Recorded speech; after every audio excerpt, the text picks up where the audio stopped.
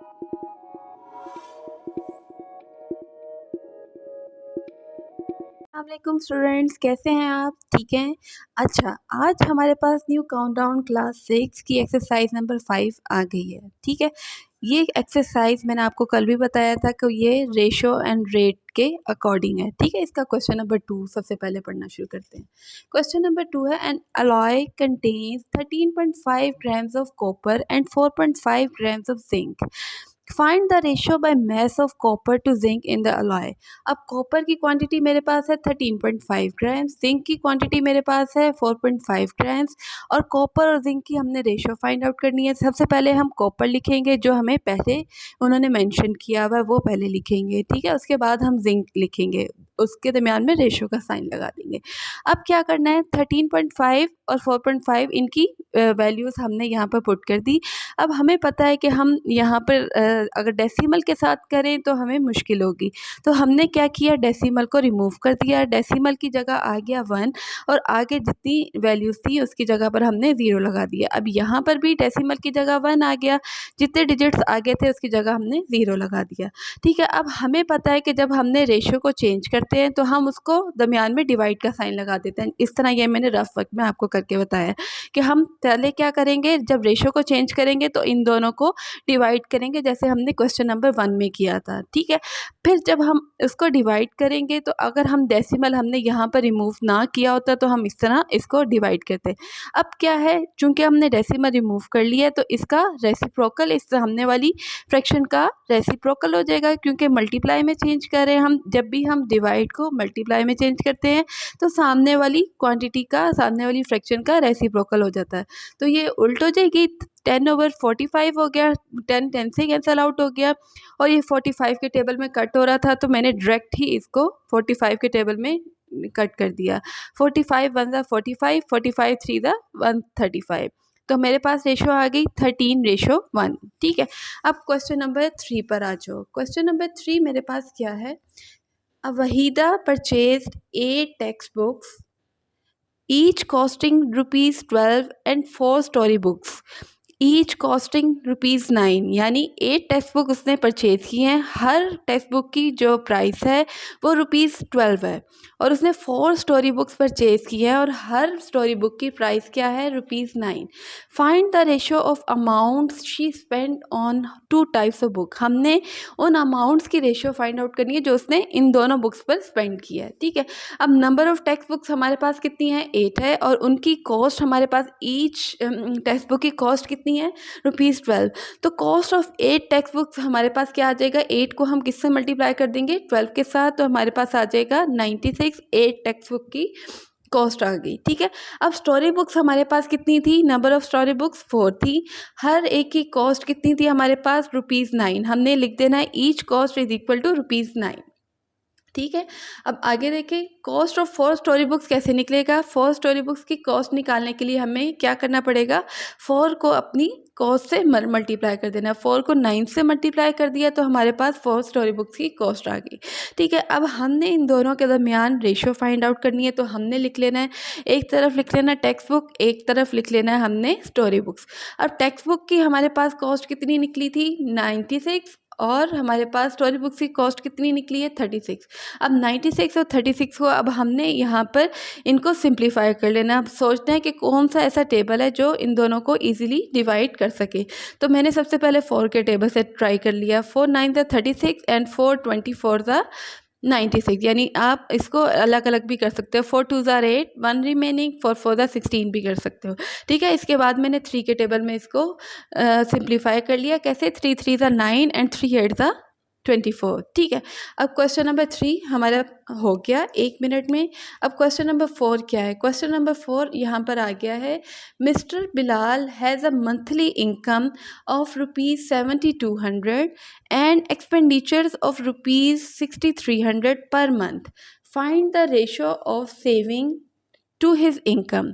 अब यहाँ पर हमें सेविंग तो दी नहीं हुई, हमें यहाँ पर इनकम दी हुई है और एक्सपेंडिचर दिया हुआ है। एक्सपेंडिचर वो होता है जो उसने अपनी इनकम में से जो खर्चा किया होता है, जो उसने स्पेंड किया हुआ होता है, यानी जो स्पेंड किया होता है, यानी इनकम को जितना खर्च किया होता है वो हमारा एक्सपेंडिचर होता है। ठीक है, अब इनकम यहाँ पर कितनी है, ₹7200। एक्सपेंडिचर उसने कितना किया है, ₹6300 का। तो अब हम सेविंग कैसे निकालेंगे, जब हम अपनी इनकम में से अपने एक्सपेंडिचर्स को निकाल देंगे तो हमारे पास क्या निकल आएंगी, सेविंग्स निकल आएंगी। अब मैंने यहाँ पर यही किया है, अपनी इनकम में से मैंने अपने एक्सपेंडिचर्स को माइनस कर दिया, तो मेरे पास क्या आ गया, ₹900। अब मैंने किस किस के दरमियान में रेशो निकालनी थी, मैंने निकालनी थी सेविंग और इनकम के दरमियान रेशो निकालनी थी। तो मैंने लिख लिया सेविंग रेशो इनकम। सेविंग मेरे पास यहाँ पर निकल आई है 900, इनकम मेरे पास कितनी है 7200। अब 2 से कैंसिल आउट हो जाएंगे, 9 और 72 रह गया। 9 और 72 ऑब्वियसली डायरेक्टली जो है वो 9 के टेबल में डिविजिबल हैं, तो मैंने उसको 9 के टेबल में डिवाइड कर दिया। 9 1 9, 9 8 72। आई होप आपको क्वेश्चन नंबर 4 भी समझ आ गया होगा। अब आ जाओ क्वेश्चन नंबर 5 पे। ठीक है, क्वेश्चन नंबर 5 मुझे क्या कहता है, Samina spends 3/4 of her pocket money to buy chocolates and ड्रेस टू बाय च्यूइंग गम्स। ठीक है, find the ratio of amount spend on chocolates to that spend on chewing gum. ठीक है, अब समीना ने क्या किया, जो उसको पॉकेट मनी मिल रही थी, जेब खर्च जो मिल रहा था, उसने 3/4 जो है वो चॉकलेट्स पे खर्च कर दिया और बाकी जो बचा वो उसने च्यूइंग गम में खर्च कर दिया। ठीक है, तो हम यहाँ पर लिख लेंगे समीना स्पेंड्स ऑन चॉकलेट, कितना स्पेंड किया उसने, 3/4। अब हमने यहाँ पर लेट कर लेना, सपोज कर लेना कि समीना की पॉकेट मनी यहाँ पर ₹1 है। ठीक है, वैसे ₹1 तो होता नहीं है, आजकल तो थाउजेंड्स में पॉकेट मनी हम लोग ले रहे होते हैं बच्चे। ठीक है, अब क्या है, हमने क्या करना है, Samina spend on chewing gum कैसे निकलेगा, अगर हम अपनी टोटल पॉकेट मनी में से अपने चॉकलेट्स को निकाल देंगे, यानी चॉकलेट्स हमने 3/4 स्पेंड किया, उसके ऊपर चॉकलेट्स पे कितना स्पेंड किया, 3/4। अगर हम अपनी पॉकेट मनी में से चॉकलेट्स को निकाल देंगे तो मेरे पास निकल आएगा च्यूइंग गम पर जो मैंने स्पेंड किया हुआ है वो निकल आएगा। ठीक है, तो मैंने टोटल पॉकेट मनी थी मेरे पास 1 में से मैंने 3/4 माइनस करना है। ठीक है, अब 1 और 4 का एलसीएम ऑब्वियसली क्या आ गया, 4 आ गया। ठीक है, अब मैं 1 को किस नंबर से मल्टीप्लाई करूं कि 4 आ जाए, ऑब्वियसली मैं 4 से मल्टीप्लाई करूंगी, तो जो काम मैं डिनोमिनेटर में करती हूँ वही काम मैं न्यूमरेटर में भी करती हूँ। तो ऊपर 4 से मल्टीप्लाई किया तो क्या आ गया, 4 - 3 एज इट इज़ ओवर 4 में से 3 माइनस किया तो मेरे पास क्या आ गया, 1/4। अब मैंने रेशो निकालनी थी चॉकलेट्स और च्यूइंग गम के दरमियान में। ठीक है, अब चॉकलेट्स की तो मुझे गिवन थी 3/4, च्यूइंग गम की मैंने निकाल ली थी 1/4।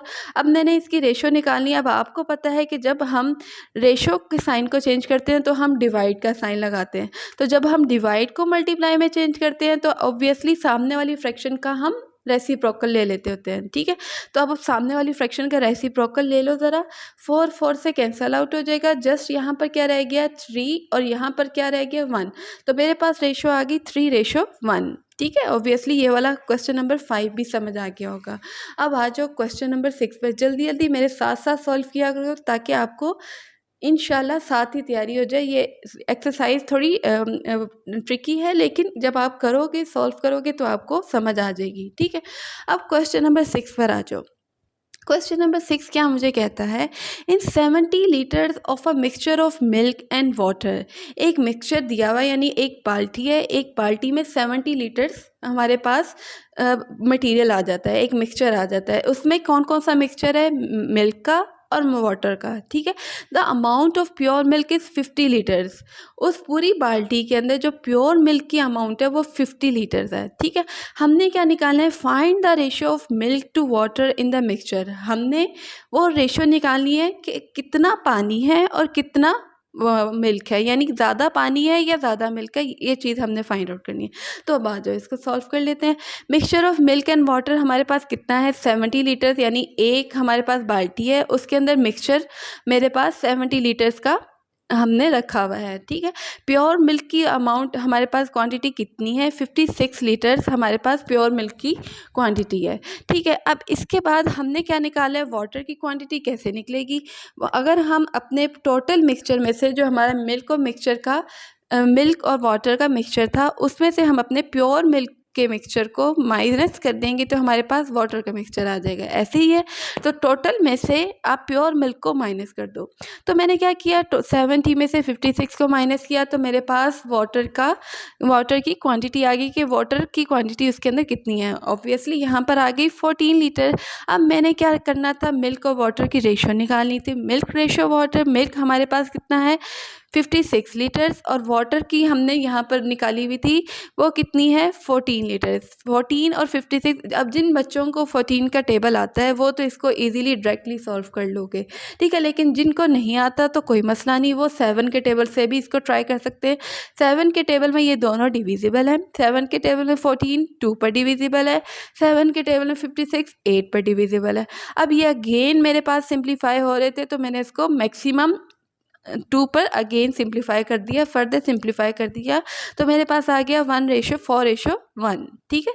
अब ये मेरे पास मिल्क और वाटर की रेशो आ गई, तो इससे पता लग गया कि उस बाल्टी में, उस बकेट में टोटल हमारे पास जो प्योर मिल्क की क्वांटिटी थी वो ज़्यादा थी और वाटर कम था, ठीक है। आई होप आपको ये क्वेश्चन समझ आ गए होंगे। क्वेश्चन नंबर 2 से लेके क्वेश्चन नंबर 6 तक मैंने कवर करवा दिया। अब नेक्स्ट वीडियो में हम 7 से लेके 11 तक करेंगे।